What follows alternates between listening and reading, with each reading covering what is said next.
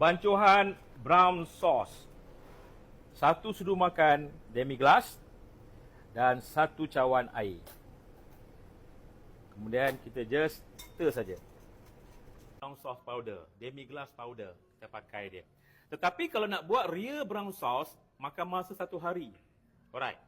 Tapi sekarang ni dah zaman-zaman moden macam ni, kita susah nak dapat staff. And also barang-barang mahal kita pakai powder. Tetapi kalau kita di fine dining restoran yang mahal-mahal, Michelin star chef whatever, dia pakai pure brown sauce. Macam mana nak buat pure brown sauce? For example, ingat 10 kilo tulang lembu. 10 kilo tulang lembu, right? Digoreng dahulu dengan minyak. With the herb. Lepas goreng minyak sampai dia burn. Kemudian kita panaskan oven. Heat up the oven 360. Kita bagi dia brown. Lepas tu kita masukkan merpuah. Apa itu merpuah? Carrot, leek, onion, celery. Kemudian kita masukkan herb. Thyme, oregano, bay leaf, kita masukkan herb. Lepas kita dah masukkan herb semua, kita roast in the oven lagi. Lebih kurang dalam 1 jam. Kemudian baru kita masuk tomato paste, tomato puri. Kacau dia tomato puri. Lepas tu barulah kita masuk tepung, thickening agent. Kita bakar lagi. Lepas kita bakar dah cantik 10 kilo tulang tadi, baru kita masuk dalam big pot. Kita masuk lebih kurang dalam 20 liter air.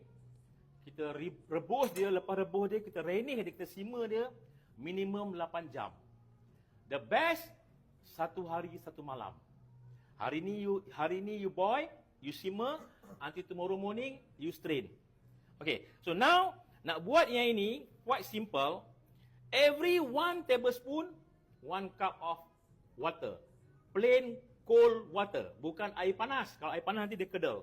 Alright? So ini saya buat contoh.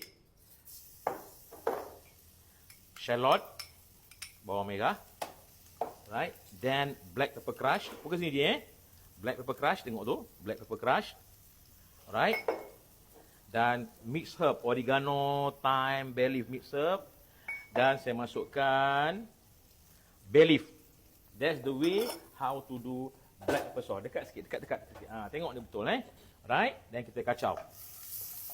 Ini saya buat untuk 2 portion. Kita kacau sampai naik wangi. See? Dah wangi tak? Cium. Kan?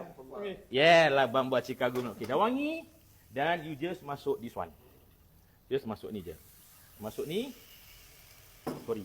You just kacau. Okay. Very simple. Just kacau, you see. Kalau you see tutik kan, dia pekat kan? Kalau dia pekat, you tambahkan air. Tambahkan air sikit. Okay. Kacau saja. Senang ke susah? Senang saja kan? Tengok masih pekat. Kalau masih pekat lagi, okey. Anda di rumah senang je nak buat black pepper sauce ni. Kalau dia makin pekat lagi kan, tapi make sure jangan terlampau cair. The sauce ni, the good sauce dia kena melekat dekat sudu Kalau tak melekat dengan sudu, kita panggil dia soup, So now, okay, just nice. Okay, just nice, nak bagi sedap, you masukkan this one. Setengah-setengah orang, fokus ni je.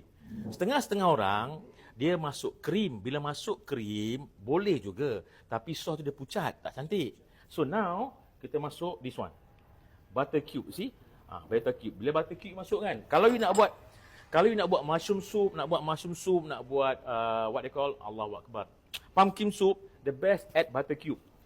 See? You see tak? Kan? Okay. So everybody get the spoon. So, masih pekat lagi, you tambah sikit air lagi. Okay. Get the spoon. Alright. Before you taste, I taste first. Okay. Apa-apa kita buat, kita kena taste. Bismillahirrahmanirrahim. Walah. La bamba Chicago. Okay, kalau nak pedas lagi, kan, you add a bit pedas. Ya, nak pedas lagi. Okay. Now, rasa semua. Rasa. Bagi diorang rasa. Rasa. Mana yang belakang rasa?